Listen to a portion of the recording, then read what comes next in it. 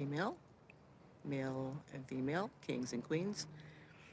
So I found that whenever I want to go live, if I don't do it right in the moment, I just don't do it because then whatever feelings or subject that I want to talk about seems to dwindle, and the next thing you know, I don't do it. So I am here to talk about my DD Form 214. I just left. I had 2 appointments today at the Veterans Hospital. And also, this is a Monday.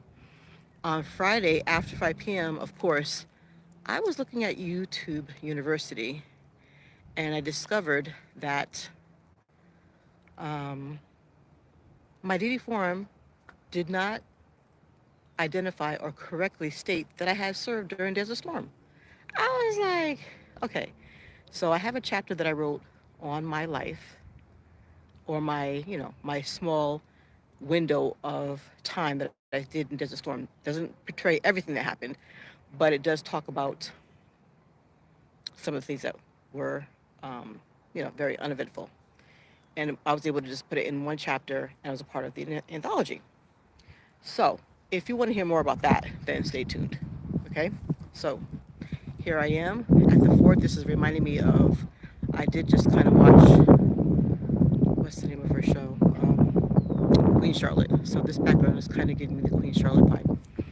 So, anyway, more about my DD214. So, I was on YouTube on Friday, and I realized that my DD form, I finally got it in the mail again, or I had somebody send me a copy of it, and it didn't say anywhere on the form the dates that I served during Desert Storm. And it also, I found from watching some other gentleman, that line 18 of the DD form 214 is supposed to say that you served during Desert Storm, Iraqi freedom, whatever it is that you did is supposed to be on line 18. So I had to put the name of the gentleman whose video I saw down the bottom in the comment section. But he showed his whole DD form 214. Of course, he blocked out his information as far as Social Security, all that private stuff. But I mean, if I hadn't seen his form, then I never would have known that my DD form was incorrect. So, here I am getting declined. Of course, I need to have more information. I'm learning more about the whole process. I tell you what, you got to fight for your life. You fight for your country.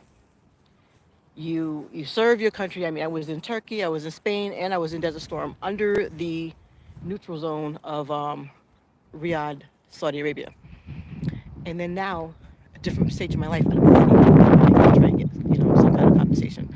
So I think I'm just going to document my journey as far as how it's a process. It's a process, people. So don't give up.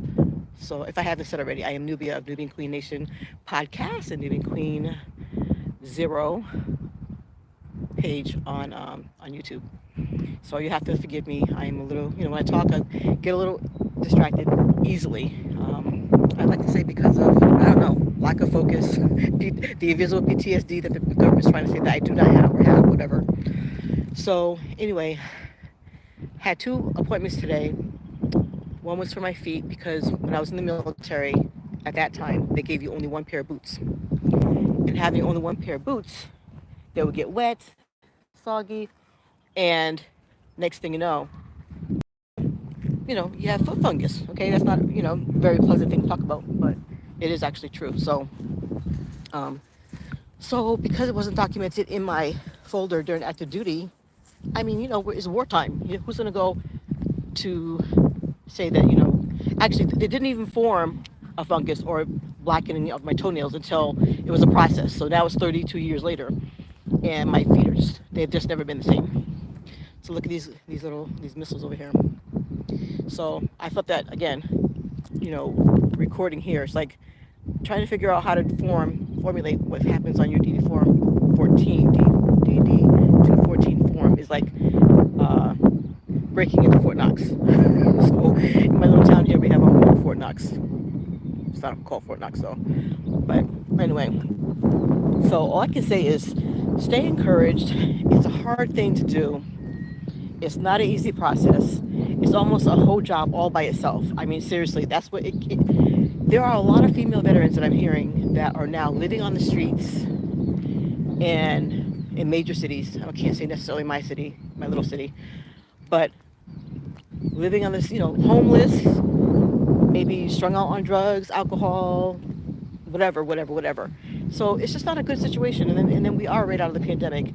So I'm hoping that the government can hire enough people, these veteran women and men off the streets. Give them, let them go out with some dignity, and not have to live on the streets or squander away in some little corner where nobody knows where they are, feeling unvalidated. Because honestly, having to fight for your rights to just say, hey, I went through this, I'm, dealing with this ache and this pain or headaches, nosebleeds. I know just from stress alone, I get nosebleeds. And whether or not it's related to the burn pit situation, the PACT Act, I don't know. But all I know is that if you are in that situation, don't give up.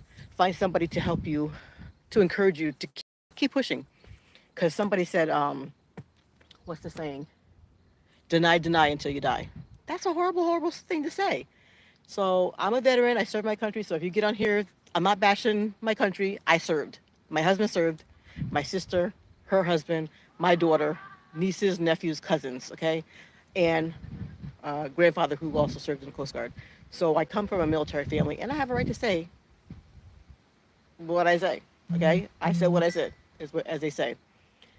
So anyway, that's all I have for now. I am going to continue documenting this journey. And if you have your own journey, feel free to put it in the comments down there. I actually today too, because I just, after finding out that my DD2 form, DD214 form didn't have the right designation saying that I served during Desert Storm, I was just fed up. Like there's a 1-800 suicide line, and I'm not trying to make fun of suicide, but you get so frustrated that you just want to call somebody and have them listen to you. So thank God I do have a couple of family members that are that can listen, that have also served in the military. But I'm just telling you, this is not an easy ride. It's like you are actually in the fight of your life, just trying to get benefits that already belong to you, and it's not that easy. Everybody's like, "Oh, the PACT Act, the PACT Act." Well, you still have to jump through some hoops and stay on your head and say the right words and use the right everything in order to get what should be duly yours. So again, this is Monday. I had my appointment for my foot fungus. Nails, they turned black and they've fallen off and they've regrown. And what was the other thing I was there for? If you've had pulmonary embolisms, all these different things. I mean, I had two. Thank God I'm still alive. But they weren't able to ever come up with a reason as to why I had two pulmonary embolisms. So if you've had any of the same conditions that I've had and you figured it all out, then I don't know, hit a sister up, leave something in the comments. Okay, so all I got to say is veteran women stick together, and men, you know. So I went to my state representative. They had a veterans person that worked in that office, and he took down my information and reapplied for some of my records, going way back to basic training, and we're gonna figure this thing out. And I'm gonna stick to it because I'm not gonna be a part of that denied until we die. No. If you served and they, like one person said, if you served and they messed you up, then they need to fix you or fix the situation. Okay, so hopefully this didn't sound like bashing. Hopefully it was a little bit of information. But if you're out there and take a look at your DD Form 214, figure out how to read it. There's codes and different things on there. But in line 18, if it doesn't say that you served in Iraqi freedom, if it doesn't say that you served during whatever, please check it out before you totally get out of the military, or check it out before you go or leave your next duty station. All right, that's all I have for now. This is Nubia of Nubian Queen Nation podcast and Nubian Queen TV and Nubian Queen 04. Peace and blessings for now. Till the next time.